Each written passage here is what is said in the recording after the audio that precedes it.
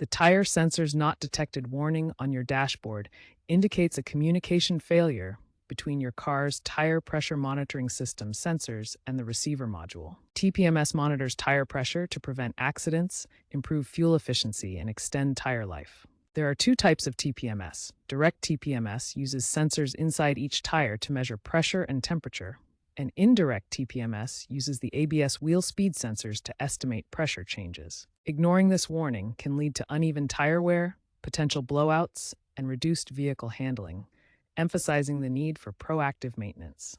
Recent advancements include over-the-air firmware updates for TPMS modules, addressing detection issues without physical resets.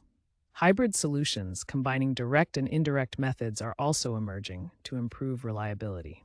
For easy fixes, start by driving at 25 miles per hour for 10 to 20 minutes to recalibrate, especially for indirect TPMS. For direct TPMS, use a TPMS tool or OBD2 scanner. Common causes include sensor battery exhaustion, the most frequent issue, as well as faulty or damaged sensors from punctures or corrosion, loose connections, or interference from aftermarket accessories. Replace sensor batteries with CR1632 lithium coin cells, costing around $5 to $10 per sensor. For direct TPMS, visit a dealership or use a TPMS reset tool costing $20 to $50 to reprogram sensors after tire changes. Troubleshooting steps include checking for flat tires, inspecting sensor placement, and scanning for error codes like P0452 via OBD2. If the problem persists, professional reprogramming or module replacement might be necessary, costing $100 to $300.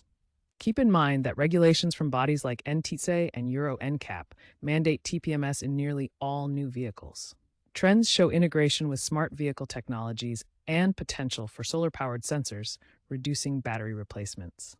Always consult a professional for safety-critical issues or warranty concerns.